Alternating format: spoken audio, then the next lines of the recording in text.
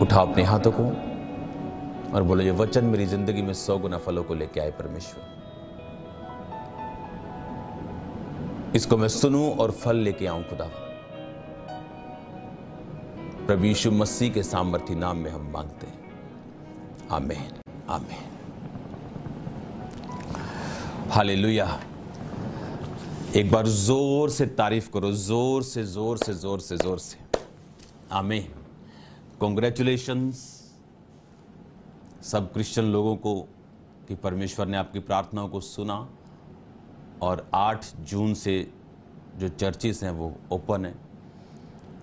इस वीरवार को अनाउंसमेंट की जाएगी किस तरह से उसको लागू किया जाएगा, क्योंकि जैसे हम पहले बैठते थे वैसे चर्च में नहीं बैठेंगे, जैसे पहले आते थे वैसे नहीं आएंगे, कुछ चेंजेस होंगे। और इसके बारे में मैं आपसे अगले थर्सडे यानी इस थर्सडे और संडे को जिक्र करूंगा। God bless you all. आपका स्वागत है प्रभु यीशु मसीह की हुजूरी में। और मेरा बिलीव है कि आज आप सेम नहीं रहने वाले, क्योंकि परमेश्वर का वचन आपको पूरी तरह से बदल देगा। याद रखो, इस दुनिया में हमारा आने का मकसद परमेश्वर को खुश करना, परमेश्वर के बताए रास्तों पे चलना और उस मकसद और उस योजना को पूरा करना जो परमेश्वर ने हमारे लिए रखी। याद रखो, इंसान की प्लानिंग और परमेश्वर की प्लानिंग में फर्क है। संसारिक योजनाएं बनाना और आत्मिक तरीके से उन योजनाओं को देखना और परखना और जांचना, इसमें जमीन और आसमान का फर्क है। आज जिस वचन की मैं आपसे बात करूंगा, आज जिस वर्ड की मैं आपसे बात करूंगा, मेरा बिलीव है कि अगर ये आपके हार्ट में समा गया तो आप परमेश्वर के साथ हमेशा जुड़े रहेंगे। और अगर जुड़े रहेंगे तो जो प्रार्थना में मैंने बोला था कि अगर आप डाली अगर जुड़ी रहे दाखलता के साथ, अपने जड़ के साथ, तो वो फल लेके आती। और अगर वो जड़ से हट जाए, वो जितना मर्जी जोर लगाए वो फल नहीं लेके आ सकती। अगर जड़ के साथ रहे तो बिना जोर लगाए वो फल लेके आती। और परमेश्वर ने कहा, यदि तुम मुझ में बने रहो और मेरी बातें तुम में बनी रहे, जो चाहो मांगो वो तुम्हारे लिए हो जाएगा। आज जो वचन मैं आपको पढ़ूंगा, आपके लिए स्टार्ट करूंगा, वो है मत्ती 3 उसकी 2 आयत, जो आप अपनी स्क्रीन पे देखोगे अगर आपके पास है टीम। हाँ, मन फिराओ क्योंकि स्वर्ग का राज्य निकट आ गया है। फिर से पढ़ो इसको, मन फिराओ क्योंकि स्वर्ग का राज्य निकट आ गया है। फिर से पढ़ो दोबारा से, मन फिराओ। बोलो अपने पड़ोसी को, मन फिराओ क्योंकि स्वर्ग का राज्य निकट आ गया है। That's it. अब ये आयत जो पढ़ने वाला व्यक्ति है, जो बोलने वाला व्यक्ति, ये प्रभु यीशु मसीह नहीं, ये था लिखा, उन दिनों में यूहन्ना बपतिस्मा देने वाला आकर यहूदिया के जंगल में यह प्रचार करने लगा, मन फिराओ क्योंकि स्वर्ग का राज्य निकट आ गया है। इस वचन को समझाने से पहले मैं आपको इस मन फिराव का मतलब, इसका कारण आपको समझाना चाहता हूं। क्योंकि हमने बहुत बार सुना होगा मन फिराओ, लेकिन क्यों मन फिराएं? मन फिराना परमेश्वर ने हमें क्यों बोला? मन फिराने का मतलब क्या है और क्यों परमेश्वर ने हमको बोला कि हम मन फिराएं? इसके लिए मैं आपको पीछे लेके जाना चाहता हूं, जहां हम दूसरा राजा उसका 24 बाब उसकी 18 आयत को पढ़ेंगे। उसमें लिखा, जब सिदकिय्याह राज्य करने लगा तो वो 21 वर्ष का था। यरूशलेम तक 11 वर्ष तक राज्य करता रहा। उसकी माता का नाम हमुतल था, जो लिब्ना वासी यर्मिया की बेटी थी। उसने ठीक यहोयाकीम की लीक पर चलकर वही किया जो यहोवा की दृष्टि में बुरा है, क्योंकि यहोवा के कोप के कारण यरूशलेम और यहूदा की ऐसे दशा हुई कि अंत में उसने उनको अपने सामने से दूर किया। 25 बाब, इसी 25 बाब, अगले 25 बाब की 1 आयत से पढ़ेंगे। सिदकिय्याह ने बेबीलोन के राजा से बलवा किया। उसके राज्य के 9वें वर्ष के 10वें महीने के 10वें दिन को बेबीलोन के राजा नबूकदनेस्सर ने अपनी पूरी सेना लेकर यरूशलेम पर चढ़ाई की, उसको घेर लिया और उसके चारों ओर पटकोटा बनाए। इस प्रकार सिदकिय्याह राजा के 11वें वर्ष तक वो घिरा हुआ रहा।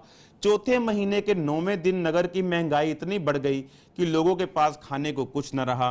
नगर की शहरपनाह में दरार की गई, दोनों दीवारों के बीच जो फाटक राजा की बारी के निकट था, उस मार्ग से सब योद्धा रात ही रात को भागे और कसदी नगर को यद्यपि वो घेरे हुए थे, राजा ने अराबा का मार्ग लिया। तब कसदियों की सेना ने राजा का पीछा किया, उसको यरीहो के पास से मैदान में जा पकड़ा और उसकी पूरी सेना उसके पास से तितर बितर हो गई। तब वो राजा को पकड़कर रिबला में बेबीलोन के राजा के पास ले गए और उसको दंड की आज्ञा दी गई। सिदकिय्याह के पुत्रों को उसके सामने घात किया गया। सिदकिय्याह की आंखें फोड़ डाली, उसको पीतल की बेड़ियों में जकड़कर बेबीलोन को ले गए।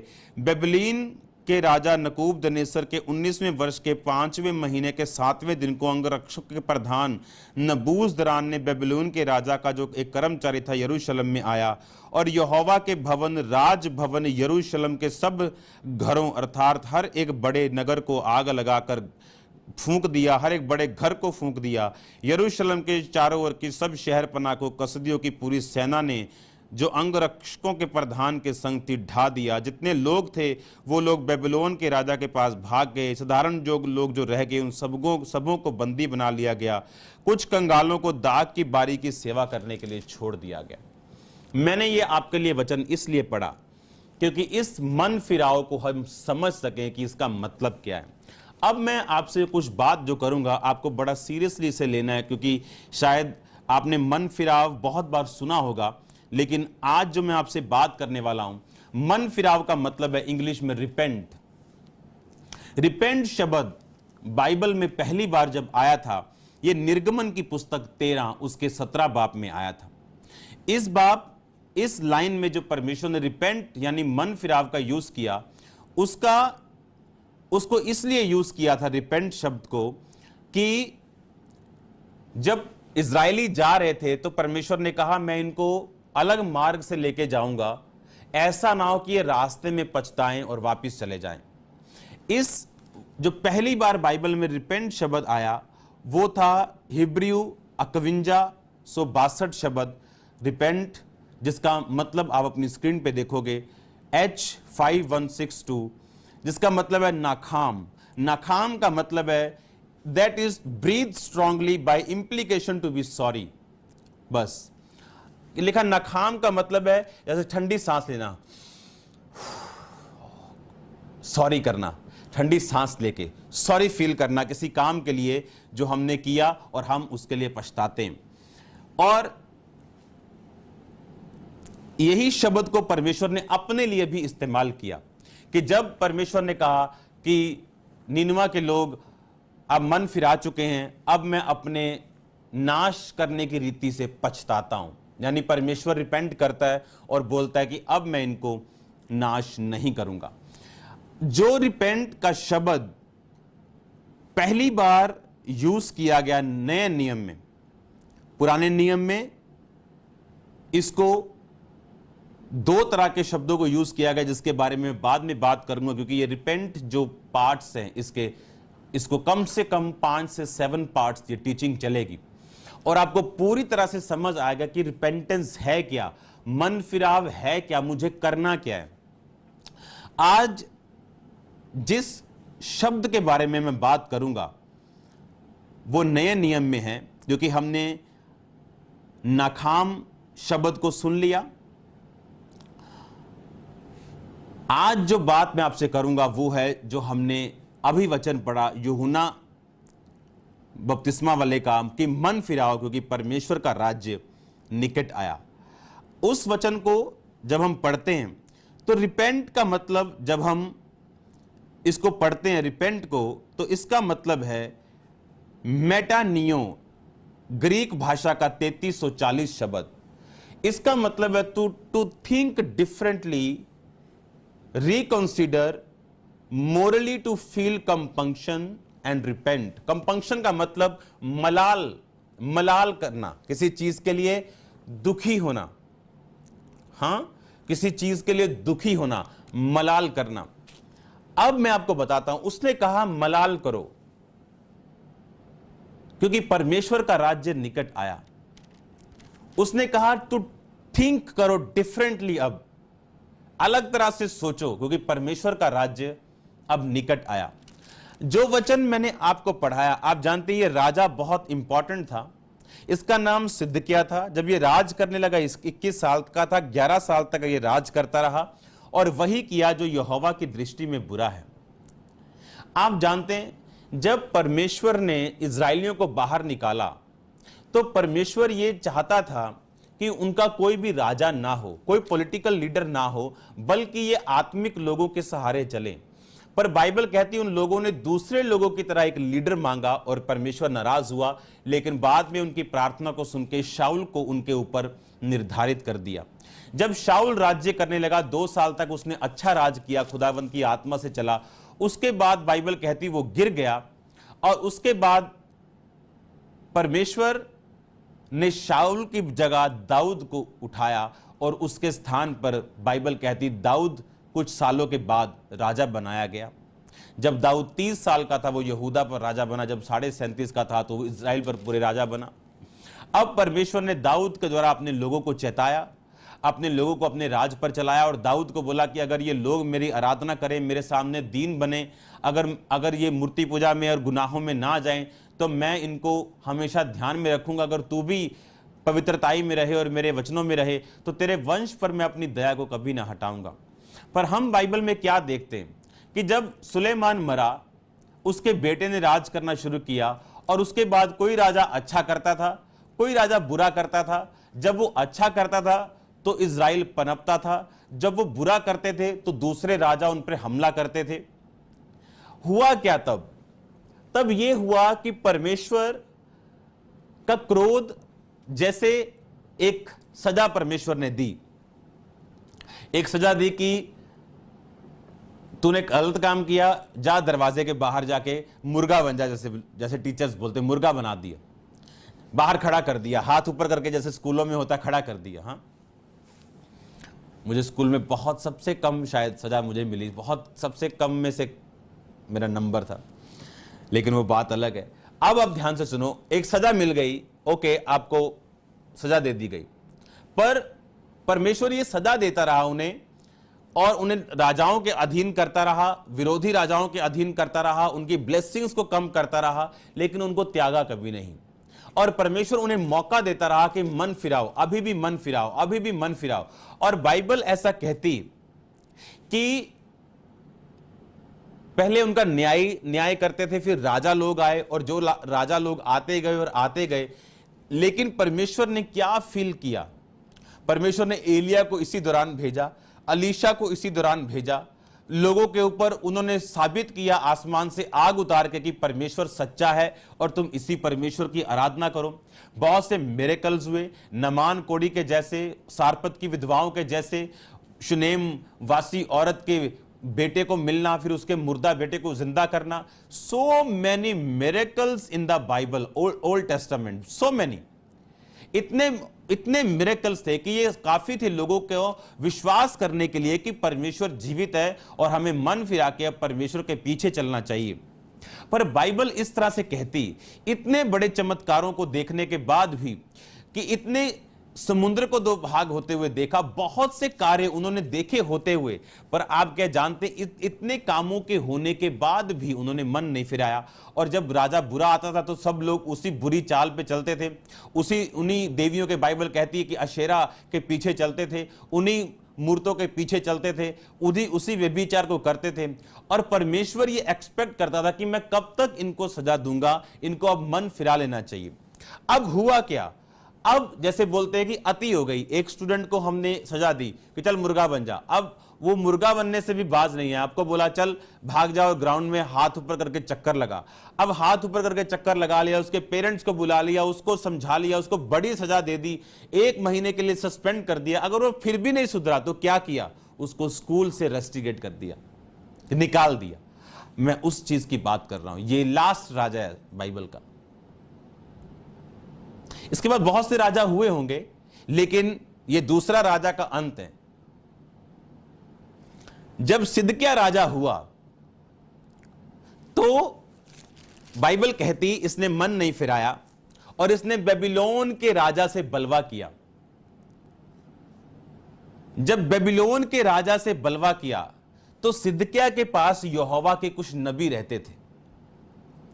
और बाइबल ऐसा बयान करती है कि वो यहोवा के नबी करप्ट थे, पर्सनल गेन के लिए खड़े हुए थे, सिर्फ राजा को पॉजिटिव मैसेजेस देते थे कि सब ठीक हो जाएगा, मिरेकल्स हो जाएंगे, तुम बरकत पा जाओगे, तुम आशीष पा जाओगे, सब कुछ खुलने वाला है, सब रास्ते खुल जाएंगे, इस तरह से।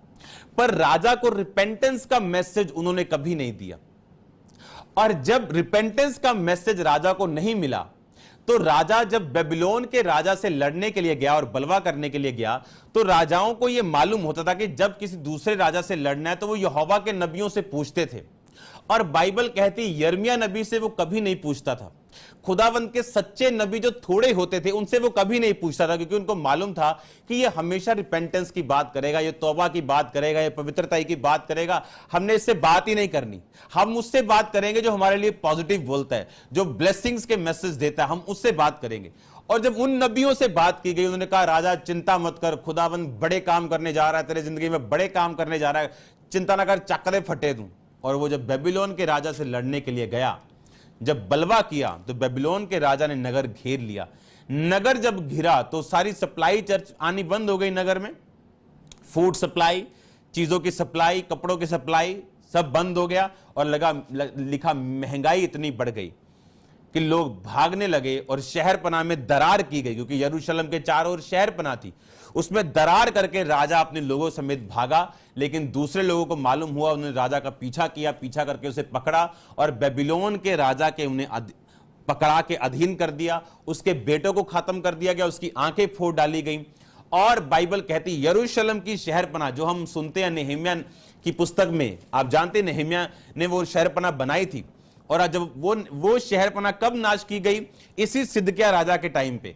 और बाइबल कहती बड़े घरों को उन्होंने आग लगा के फूंक दिया, यहां तक कि परमेश्वर के भवन को भी आग लगाकर फूंक दिया गया। ये वो टाइम था जब परमेश्वर ने अपने स्टूडेंट्स को मान लो निकाल दिया, रस्टिगेट कर दिया। वो विलंब करने में धीरजवंत है, बाइबल कहती। उसने धीरे धीरे सजा दी, उनको सजा दी, उनको बताया देखो तुम अंडर हो गए हो, तुम मुश्किल में आ गए हो, तुम दुखी हो गए हो, तुम दूसरे राजाओं के नीचे आ गए, तुम्हारी जिंदगी दुखी हो गई, तुम्हारी जिंदगी ऐसे होने के लिए मैंने तुमको अपने पास नहीं बुलाया। लेकिन वो लोग जब नहीं सुधरे, और डाउन और डाउन, और अब ये वर्स्ट कंडीशन थी कि अब परमेश्वर के लोग दूसरे देश में थे, अपने देश में अधीन नहीं थे कि हम हैं अपने देश में अपने घरों में, लेकिन दूसरा गवर्नमेंट चेंज हो गया, बाहर का राजा प्रभुता करता है, हाँ ठीक ठीक चल रहा है, सब ठीक है। पर अब लिखा उन्हें बंदी बनाकर ले जाया गया।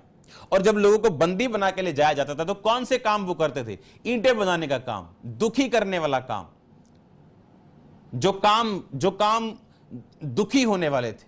अगर आप अरब कंट्रियों में चले जाओ, आपको वहां कहीं पे भी कंस्ट्रक्शन करते वक्त आपको शेख नहीं मिलेगा, बहुत कम होंगे। सारे शेख आपको इमिग्रेशन में मिलेंगे, पुलिस में मिलेंगे, डिपार्टमेंट में मिलेंगे, सरकारी कामों में मिलेंगे। और उसी तरह से यहूदी थे, वो अपने देश में बड़े कार्य करते थे, लेकिन जब उनको बंदी बना के ले जाया गया तब वो कार्य करने लगे जो उनके अनुकूल नहीं थे। और रीजन क्या था? मन ना फिराना। हम फिर पढ़ेंगे इस मन फिराने के शब्द को, अपनी स्क्रीन के ऊपर पढ़ेंगे मन फिराने के शब्द को, जी 3340, इसको हम पढ़ेंगे अभी फिर से। आप इसको ध्यान से पढ़ो। इसमें लिखा टू थिंक डिफरेंटली। मैं आपको आज जो ये टीचिंग दे रहा हूं, आपको ध्यान से इसे सुनना है। अपने पड़ोसी को बोलो टू थिंक डिफरेंटली।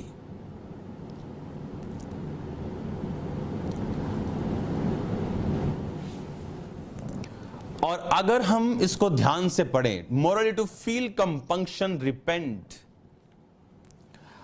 और नए नियम में एक बार और इस शब्द का प्रयोग किया गया जो इस शब्द से अलग है, और वो प्रयोग किया पौलुस ने जब हम हिब्रू 3338 शब्द को पढ़ते हैं, जिसका मतलब है मेटा मेलोमाई, इसका मतलब है to care afterwards, regret, that's it.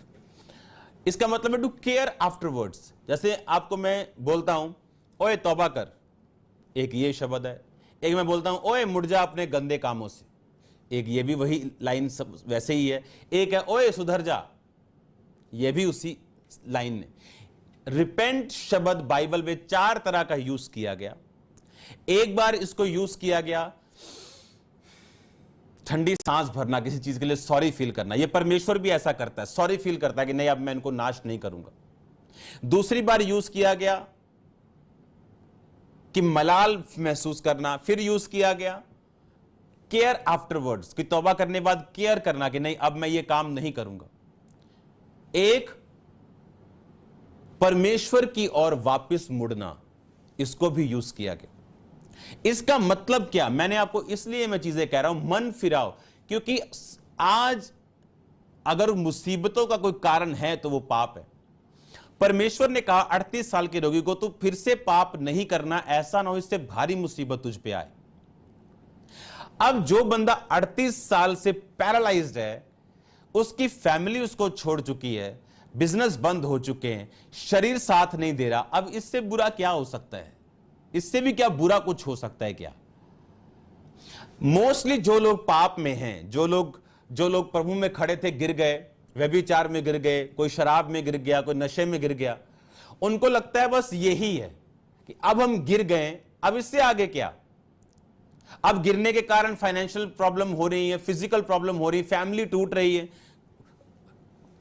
उनको लगता है अब इससे आगे क्या? परमेश्वर ने कहा 38 साल के रोगी को इससे अब तू पाप मत करना दोबारा, ऐसा ना हो कि इससे भारी मुसीबत तुझ पे आए। अब इज़राइल के लोगों को लगता था अब हमारा राज्य कम हो गया, हमारी बरकतें कम हो गई। इंडिविजुअली उनको बहुत सी प्रॉब्लम्स होती थी, बड़े अकाल वो फेस करते थे, बड़े राजाओं का, दूसरे राजाओं का वो युद्ध फेस करते थे। जब युद्ध होता था तो उन्हीं के लोग मरते थे, सैनिक मरते, बहुत सी चीजें उनकी लाइफ में हो रही थी, पर फिर भी मन नहीं फिराया। और जैसे गधे जाते हैं कि गधों की तरह चलते गए, लिखा जैसे मूर्ख, जैसे बकरा कसाई के हाथ में गधों की तरह घास चरता हुआ बेफिक्र जाता कि घास मिल रही, कहता उसी मूड की तरह तुम मत बनो और रिकंसीडर योरसेल्फ, कहता कंपंक्शन यानी मलाल फील करो और रिपेंट करो, थिंक डिफरेंटली और वापिस आ जाओ। क्यों? जब इन लोगों ने सजा ली, एक सजा के बाद दूसरी के बाद तीसरी के बाद चौथी, फिर भी ये सुधरे नहीं, और बाइबल कहती परमेश्वर इतना नाराज हुआ कि उसने अपने भवन को फुकवा दिया। उसने यरूशलेम का सारी महिमा मिट्टी में मिला दी, उसकी शहरपनाह जिसकी बातें होती थी उसको गिरा दिया, उसके फाटक जला दिए गए, बड़े घर जिसे फार्म हाउस, कोठियां बड़ी बड़ी किसी शहर की, सुंदर सुंदर घर, बड़ी कोठियां जला दी गई, लोगों को ले गए। वो सिर्फ गरीब लोगों को वहां रख दिया कि भाई तू दाग की बारी की रक्षा करेगा, तू ये फलों का बाग है इसकी रक्षा करेगा, तू ये खेत में मजदूरी करेगा और इसकी फसल हमें देगा। और सब रईसों को वो ले गए। अगर वो मन फिराते तो ये कभी ना होता। उनको लगता था अब इससे बुरा और क्या हो सकता है, अब इससे बुरा और क्या हो सकता है, अच्छा मैं पाप कर बैठा, मेरी फैमिली प्रॉब्लम है, फैमिली ट्रबल है, अब लेकिन इससे बुरा और क्या हो सकता है। लेकिन बाइबल कहती है उससे बुरा हुआ कि वो सब लोग सारी महिमा को मिट्टी में मिलता हुआ उन्होंने देखा। यरूशलेम की अपने पुरखाओं के इतिहास, खुदा का आशीष पाया हुआ, उसका बादल पाया हुआ, उसकी हुजूरी पाया हुआ भवन परमेश्वर ने खुद अलाउ किया कि वो खत्म कर दिया जाए। वहां के सब सोने और चांदी के बर्तन ले लिए गए, और यहां तक भी कि शहरपनाह, उसके बेड़े, उसके फाटक, उसके पल्ले, उसकी चार दीवारी, उसके बड़े घर, परमेश्वर का घर, सारा कुछ फूंक दिया गया, सब कुछ खत्म कर दिया गया। आप जानते हैं यूहन्ना ने कैसे शुरू किया अपना प्रचार? मन फिराओ। और आप जानते प्रभु यीशु मसीह ने कैसे शुरू किया अपने प्रचार को? जब यीशु मसीह ने पहली बार प्रचार किया, मत्ती 4 में हम पढ़ते हैं, उस समय यीशु ने प्रचार करना और यह कहना आरंभ किया, मन फिराओ क्योंकि स्वर्ग का राज्य निकट आया है। और यीशु मसीह ने भी क्या कहा? मन फिराओ। ये कोई मन फिराने का प्रचार जो पास्टर्स लोग और खुदावंद के लोग जो करते हैं, ये इसलिए नहीं कि आपकी लाइफ को बोरिंग करने के लिए, इसलिए नहीं कि आप बोर हो जाओ, आप वो व्हाइट कपड़े डाल लो, पहाड़ों में चले जाओ, को दीन दुनिया की कोई फिक्र नहीं। नो, इसलिए कि जो नाश शैतान ने आपके लिए सोचा है, आपकी फैमिली का, आपके फाइनेंस का, परमेश्वर उसको आपको बचाना चाहता है। अभी हम एक सॉन्ग गा रहे थे ना, हाँ, जेड़े कट विश्वासी ने वो वेख के मुश्किल डरते ने, यानी कम विश्वासी है वो मुश्किलें देख के डरते हैं कि मेरा विरोध ना हो, अगर मैंने मन फिरा लिया मेरा पॉलिटिकल कैरियर ना बंद हो जाए, अगर मैंने मन फिरा लिया मेरे को फाइनेंशियल नुकसान ना हो जाए। और आगे कहा, वेख के पीड़ा रास्ता वो खुले दे विच वड़दे ने, कि वो तंग रास्ते पे नहीं खुले रास्ते पे जाना चाहते हैं। और आगे कहा, जेड़े खुले दे विच वड़दे ने वो हो जांदे ने नाश, कि जो खुले रास्तों पे चलते हैं वो नाश होते हैं। हम खुले रास्तों पे चलने के लिए नहीं बुलाए गए, बाइबल कहती है हम तंग रास्तों पे चलने के लिए बुलाए गए। फिर से पढ़ेंगे उस वचन को, फिर से पढ़ेंगे उस वचन को। उस समय से यीशु ने यह कहना आरंभ किया कि मन फिराओ, क्योंकि परमेश्वर का राज्य निकट आया है। और यूहन्ना का हम फिर से पढ़ेंगे उस वचन को, यूहन्ना के वचन को। और यूहन्ना ने कहा, क्या कहा जब उसने प्रीच करना शुरू किया, कि मन फिराओ क्योंकि स्वर्ग का राज्य निकट आ गया है। और फिर से यीशु मसीह के वर्ड को हम पढ़ेंगे। उस समय से यीशु ने प्रचार करना और यह कहना आरंभ किया, मन फिराओ क्योंकि स्वर्ग का राज्य निकट आया है। हालेलुया। मन फिराने के लिए क्यों परमेश्वर ने बार बार बोला? क्योंकि परमेश्वर नहीं चाहता कि डिस्ट्रक्शन हो, और ऐसी डिस्ट्रक्शन हो जिसको काबू करना मुश्किल हो जाए, जिसको कवर करना मुश्किल हो जाए। इसीलिए जब एक विश्वासी बिगड़ता है, परमेश्वर उसे सजा देता है। वो सजा थोड़ी होती, परमेश्वर चाहता है कि इस सजा को देखे और वापस मुड़ाए। वो आपको नाश नहीं करता, इसका मतलब यह नहीं कि आप पाप में नहीं है या परमेश्वर ने उसको एक्सेप्ट कर लिया। वो आपके दायरे को कम करता है। लेकिन जब आप नहीं सुधरते तो एंड परमेश्वर के पास और कोई तरीका नहीं होता। इसलिए प्रभु यीशु मसीह ने बोला, जो कोई मुझ पर विश्वास करेगा वो अनंत जीवन पाएगा, जो कोई मुझ पर विश्वास नहीं करेगा वो अपराधी ठहराया जाएगा और अनंत विनाश को वो भोगेगा। वो यहां भी शुरू होगा विनाश और वहां भी। जब एक विश्वासी उद्धार पाता है और मन फिराता है, वो सिर्फ स्वर्ग का जीवन नहीं पाता, वो अनंत जीवन तो पाता ही है जो सबसे उत्तम है। इस धरती पर भी उसका स्वर्गीय जीवन शुरू हो जाता। उसकी बरकतें, उसकी आत्मिक, उसकी शारीरिक, उसकी मानसिक बरकतें उसी वक्त से स्टार्ट हो जाती जब वो परमेश्वर को मानता है। इसीलिए उन्होंने कहा कि मन फिराओ क्योंकि परमेश्वर का राज्य निकट आया। पौलुस ने मन फिराने के बारे में कहा, पतरस ने भी यही प्रीच किया कि मन फिराओ और लौट आओ, यानी रिकंसिडर योरसेल्फ, गो बैक, वहीं जाओ जहां से तुम बिलोंग करते थे, यानी परमेश्वर के पास वहीं जाओ। कंसीडर करो, अपने आप को जांचो और परखो, मलाल फील करो और वहीं चले जाओ, यानी यीशु मसीह के पास, और आगे से केयर करो। इसलिए परमेश्वर ने तौबा के लिए सिर्फ एक वर्ड का यूज नहीं किया। एक तौबा को यूज किया गया कंपंक्शन, मलाल फील करना। एक तौबा को यूज किया टू केयर आफ्टरवर्ड्स, कि तौबा करने का मतलब यह है कि मलाल फील करो, पाप की गलती को मानो, उसको मलाल करके उसको छोड़ो, और देन केयर आफ्टरवर्ड्स, उसके बाद केयर करो। दोनों शब्दों को दोबारा पढ़ेंगे हम। G33:40, मेटा नियो, जिसका मतलब है रिकंसीडर, यानी अपने सोचो ध्यान से तुम क्या कर रहे हो और वापस चले जाओ। And compunction, morally to feel compunction, यानी मलाल फील करो।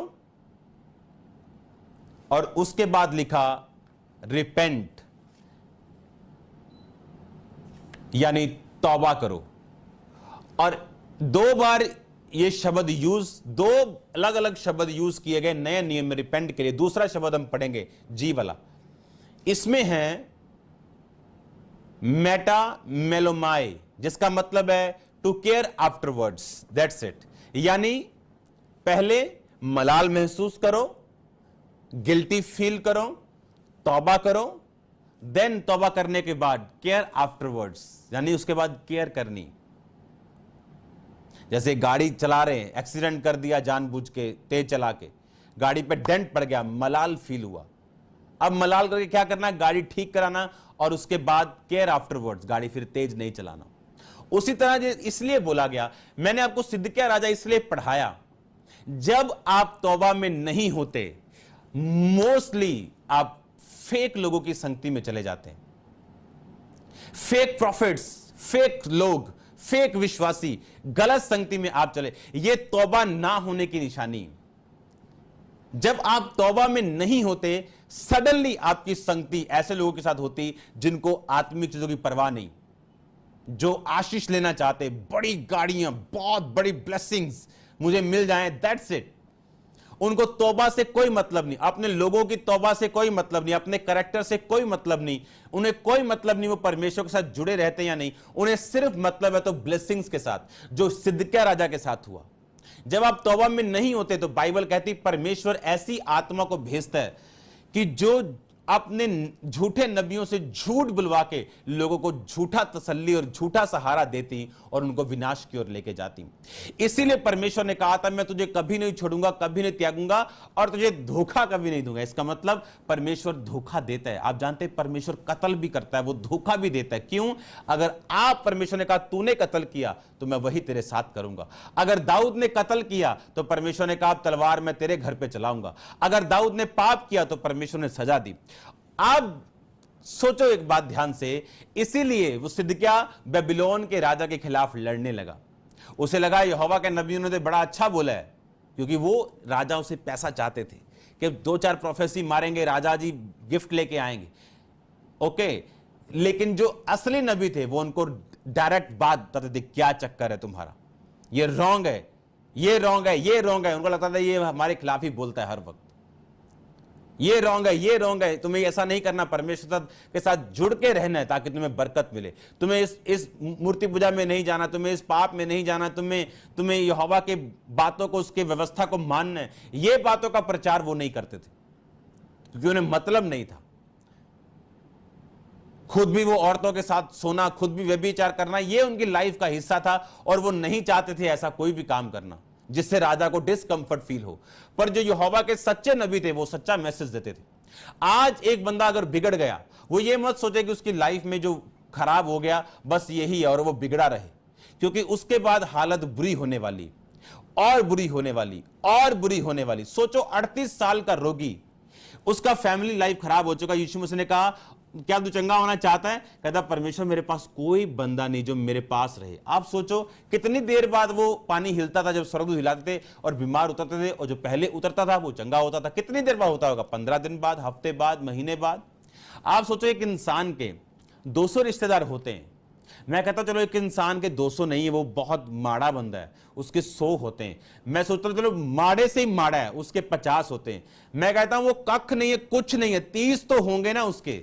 सोचो अगर एक बंदा भी जिम्मेवारी ले कि भाई मैं तेरे पास एक दिन पूरा आऊंगा, 30 दिन के बाद आता ना, हर रिश्तेदार तेरे पास एक दिन आएगा या 2 रिश्तेदार आएंगे, 15 दिन में एक दिन हम तुझे दे देंगे। अगर 60 रिश्तेदार हो भाई, 15 दिन, 30 दिन में 2-2 रिश्तेदार आएंगे, सिर्फ 1 महीने में एक दिन तुझको दे देंगे हम। और जब पानी उतरे तो उसको उठा के चंगा कर दिया।